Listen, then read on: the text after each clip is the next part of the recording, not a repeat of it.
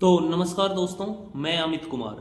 दोस्तों, आपने हाल ही में इंटरनेट के माध्यम से ये देखा ही होगा कि जो राजस्थान के थर्ड ग्रेड टीचर्स हैं उनका एक तरह से आंदोलन चल रहा है। आंदोलन भी क्या कहें, मतलब इकट्ठा हो रखे हैं अपनी बात रखने के लिए।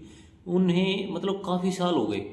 ये सुनने में आया कि 15-15 साल से उनके ट्रांसफ़र नहीं हुए हैं, है ना। घर से 600 किलोमीटर, कोई 800 किलोमीटर दूर, इस तरह से वो पड़े हुए हैं और सरकार उनके ट्रांसफ़र नहीं कर रही।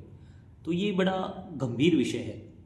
आप टीचर्स को मानसिक परेशानी में रखेंगे और आप एक्सपेक्ट करेंगे कि भारत की शिक्षा व्यवस्था सुधरे और वो टीचर्स जो हैं वो अपना 100% दे पाएँ, ये कैसे संभव है ना। सरकारों को और जो जिम्मेवार आदमी हैं उनको ये सोचनी चाहिए, सरकारों के प्रतिनिधियों को, कि अगर मानसिक रूप से टीचर स्वस्थ नहीं रहेंगे तो एक स्वस्थ भारत का निर्माण कैसे करेंगे, वो बच्चों को क्या शिक्षा देंगे। एक महिला टीचर बता रही हैं कि वो घर से 600 किलोमीटर दूर उनकी पोस्टिंग है। उनके हस्बैंड जो हैं वो बीएसएफ में है, ठीक है। उनके 2 बच्चे हैं और जो सास ससुर हैं उनको कैंसर है। अब आप सोच के देखना, मतलब फैमिली किस तरह से मैनेज होगी। और उनके ट्रांसफ़र नहीं हो रहे तो वो शिक्षिका जब स्कूल जाती होगी अपने बच्चों को छोड़ के, कहीं उसके हस्बैंड हैं, सास ससुर की चिंता, बच्चों की चिंता, बच्चों की पढ़ाई, ट्रांसफ़र होने के बाद बच्चों को कहाँ पढ़ाएं। मतलब चलो ये तो है कि 15 साल में ट्रांसफ़र ही नहीं हुआ है, लेकिन कुछ जगह ऐसी भी हैं जहाँ बार बार ट्रांसफ़र होता है, वहाँ भी ये समस्या आती है। मतलब बच्चों की पढ़ाई का क्या। तो ये कितना गंभीर विषय है कि वो महिला, मतलब क्या मानसिक परेशानी होती होगी, क्या आप इमेजिन कर सकते हैं इस चीज़ को। इसके अलावा एक महिला टीचर, है ना, कोई पत्रकार आके उसको कह रहा है कि आप मतलब कितने बच्चे हैं आपके, तो कह रही है बच्चे हैं ही नहीं, ना। वो यंग सी दिखती है, मतलब होगी 35 कह रहा हूँ। तो वो बता रही थी कि 8 साल हो गए शादी को और बच्चे उनके हैं नहीं। तो वो मैडम कह रही थी कि बच्चे कहाँ से होंगे। तो उनकी ठीक बात है। सरकार में जो लोग बैठे हैं, जो पॉलिसी मेकर्स हैं, उनको मैं एक्सपेक्ट करता हूँ कि इतने तो वो पढ़े लिखे होंगे। रिप्रोडक्शन का सिस्टम 9th क्लास में मेरे ख्याल से आ जाता है सिलेबस में, तो उन्होंने पढ़ा होगा। ये कोई रिप्रोडक्शन ऐसे नहीं हो जाता। अब आप छुट्टियां देते नहीं, हस्बैंड कहाँ, वाइफ कहाँ, बच्चे कहाँ से होंगे भाई। तो ये बायोलॉजी अनपढ़ लोगों को इनको पढ़नी चाहिए कि जब अलग अलग हस्बैंड वाइफ हैं, तो ये भी एक स्पेशल, मतलब मेंस्ट्रुअल साइकिल के बाद एक डिसाइडेड टाइम होता है, उसी के दौरान अगर इंटरकोर्स होता है तो कंसीव कर पाती हैं। तो ये प्रोसेस है, ऐसे नहीं अब छुट्टियां कभी भी छुट्टियां दे दी हो, छुट्टियां मिल नहीं पा रही, तो ये वो कोई तुक्का लगने वाली बात है कि तो ये कैसे होगी प्रेगनेंसी। मतलब ये सरकारों को सोचना चाहिए इन चीज़ों के बारे में भी। ये गंभीर विषय है, इनके बारे में कोई चर्चा नहीं करता, लेकिन हम कर रहे हैं क्योंकि ये चीज़ें हैं समाज में, ये इनकी मतलब ये फैक्ट हैं, तो इनका जिक्र करना पड़ेगा, इनकी चर्चा करनी पड़ेगी। महिला शिक्षकों के साथ तो और भी गंभीर समस्या होती है। जैसे उनको प्रेगनेंसी होगी और प्रेगनेंसी में काफ़ी कॉम्प्लिकेशंस होते हैं, तो वो सास ससुर को साथ नहीं रख सकती, हस्बैंड के साथ रह नहीं सकती। चाइल्ड केयर लीव 2 साल की होती हैं और मेरे ख्याल से ये मैटरनिटी लीव 6 महीने की, इनसे काम नहीं चलता। और वो 9 महीने तो वो वैसे ही प्रेगनेंसी के पहले ही परेशान रहती हैं, मान लो कई, है ना, उनको मतलब उल्टियाँ वगैरह इस तरह की, जिम चलाना, ये समस्याएं कई महिलाओं के साथ होती है प्रेगनेंसी के दौरान, कि वो ख़त्म ही नहीं होती, पूरी प्रेगनेंसी रहती है। तो वो कैसे मैनेज करेंगी, इतनी छुट्टियां रहती नहीं हैं। तो ये भी एक मतलब सोचने वाली बात है। इसके अलावा टीचर्स की और भी समस्याएं हैं, काफ़ी समस्याएं हैं। प्रोबेशन के टाइम पे इनको ये भी मुद्दा था कि सैलरीज बहुत कम दी जाती हैं। अब 800 किलोमीटर 600 किलोमीटर इनको भेज रहे हो आप, और फिर ये थोड़ी सी सैलरी दे रहे हो, कैसे गुजारा होगा भाई।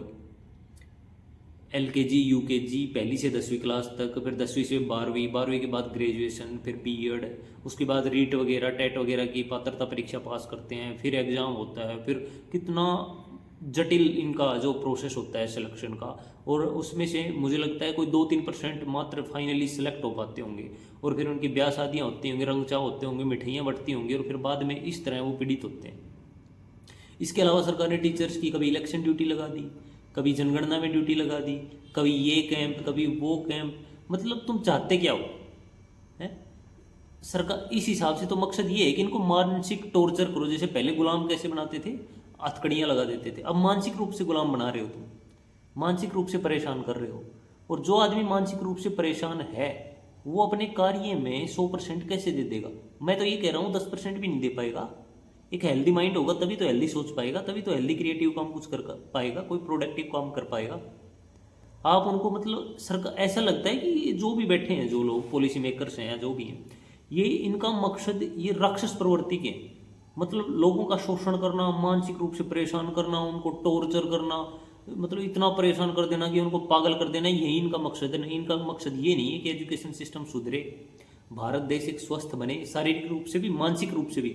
और मैं मानता हूँ कि शारीरिक रूप से ज़्यादा मानसिक स्वास्थ्य इंपॉर्टेंस रखता है, और इनके ऊपर सरकारों का बिल्कुल ध्यान नहीं है। मेरे ही कुछ रिलेटिव हैं जो एजुकेशन डिपार्टमेंट में हैं, और 18-18 साल से उनका ट्रांसफ़र नहीं हुआ है। और मैंने ये तो रियल लाइफ में देखा है कि जब वो एक आध दिन की छुट्टी आते हैं जैसे तैसे इमरजेंसी में, और जब वो घर छोड़ के जाते हैं तो कितना दुखद होता है, उनके छोटे छोटे बच्चे बेचारे।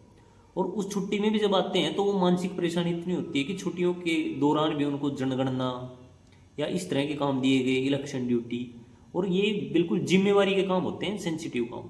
और जब वो घर आते हैं वो दिमाग में बोझ लिए हुए, तो अपने बच्चों को खुल के प्यार भी नहीं कर सकते। जब बच्चे बोलते हैं तो उनको इरिटेशन होती है, पापा पापा करके चिपकते हैं जब बच्चे, क्योंकि वो मानसिक रूप से परेशान है। वो घर पे जब छुट्टी में आते भी हैं एक आध दिन निकाल के, तो भी वो मानसिक रूप से परेशान होते हैं, वो बोझ तले दबे रहते हैं। तो ये जो भी रेस्पॉन्सिबल आदमी है उनको ये चीज़ों के बारे में सोचना चाहिए। तुम इंसान नहीं हो, ये अमानवीय व्यवहार है। तुम्हें कोई भी ऐसी पॉलिसी बनाओ, ऑनलाइन पॉलिसी, ऑफलाइन पॉलिसी, तुम्हें जो बनाना है बनाओ, लेकिन ये तो कोशिश करो कि घर के नज़दीक रहना चाहिए। 50 किलोमीटर या हद मार के 100 किलोमीटर भी नहीं कहूँगा मैं, 50-60 किलोमीटर के दायरे में सबकी ड्यूटियाँ होनी चाहिए। अगर आपको एफिशिएंसी चाहिए, प्रोडक्टिविटी चाहिए, कुछ अच्छा चाहिए, देश को आगे बढ़ाना है, आपको चीन और अमेरिका की टक्कर लेनी है, तो एजुकेशन सिस्टम सुधारना पड़ेगा। और एजुकेशन सिस्टम का जो बेस है, रूट है, वो टीचर से शुरू होती है। वो अलग विषय है कि टीचर अच्छा नहीं पढ़ाते, काबिल नहीं है, वो सेकेंडरी चीज़ें हैं। लेकिन जो हैं उनको आप इस तरह से मानसिक रूप से परेशान कर रहे हो कि वो क्या पढ़ाएंगे बच्चों को, और क्या देश आगे बढ़ेगा। इलेक्शन ड्यूटी करवानी है तुम्हें, और चीज़ें करवानी है एजुकेशन से अलावा, तो आप और आउटसोर्स कर लो ना स्टाफ। आपके पास रैलियाँ वगैरह करने के लिए इतने पैसे होते हैं, आउटसोर्स करो स्टाफ। या इवन कुछ टीचर्स तो ऐसे हैं, और ज़्यादातर इस चीज़ से सहमत हो जाएंगे, वो कह रहे हैं कि हमारी तनख्वाह में से ले लो तुम 10-12 हज़ार रुपये, और किसी से करवा लो ये काम, हमें पढ़ाने दो ना बच्चों को। ये मतलब स्टेबिलिटी होना जीवन में कितना इंपॉर्टेंट है। हर आदमी यहाँ स्टेबिलिटी के लिए स्ट्रगल कर रहा है। तो टीचर्स जब मानसिक रूप से स्टेबल नहीं होंगे तो वो पढ़ाई में अपना बेस्ट कैसे दे पाएंगे।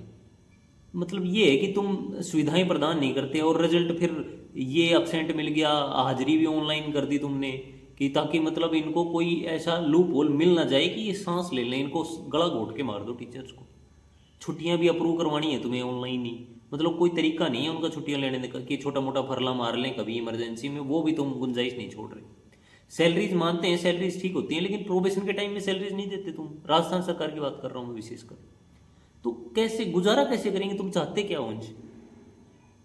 तो ये सरासर शोषण है, मानसिक रूप से परेशान करना है, प्रताड़ित करना है। सरकारों को इस विषय में सोचना चाहिए, पॉलिसी मेकर्स को इस विषय में सोचना चाहिए। कम से कम तुम टीचर्स का, अच्छा चलो टीचर्स की जो भी समस्याएं हैं उन्हें आपको सुनना चाहिए। और पॉलिसी आप पॉलिसी मेकर से, एसी रूम में बैठे अफसरों से नहीं बनवानी चाहिए आपको। पॉलिसी आप टीचर से सुझाव लो कि भाई किस तरह की पॉलिसी बनाई जाए, टीचर्स से लो ना ये सुझाव आप। तो बीच का रास्ता निकालो जिसमें टीचर्स भी खुश रहें, सरकारों को भी ज़्यादा दिक्कत ना हो, बच्चों को भी परेशानी का सामना ना करना पड़े। फिर तुम कहते हो कि सरकारी स्कूलें बंद हो रही हैं, बच्चे नहीं आ रहे, कहाँ से आएंगे।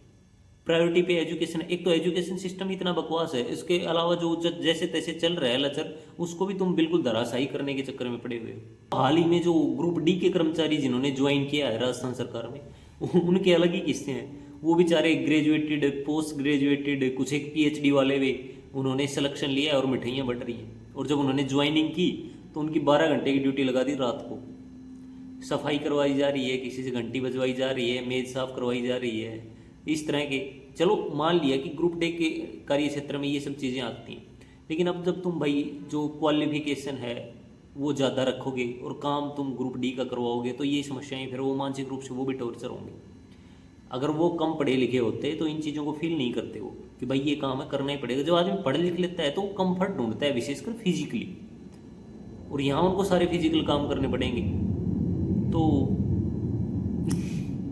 इतने पढ़े लिखे लोगों को तुम ग्रुप डी का कर्मचारी बनाओगे तो वो भी फिर विवाद की स्थिति रहेगी तुम्हारे साथ, प्रिंसिपल के साथ झगड़ा, रोज स्टाफ में झगड़े, इन चीज़ों को देखने को मिलेंगे। मैं ये नहीं करूँगा, वो नहीं करूँगा।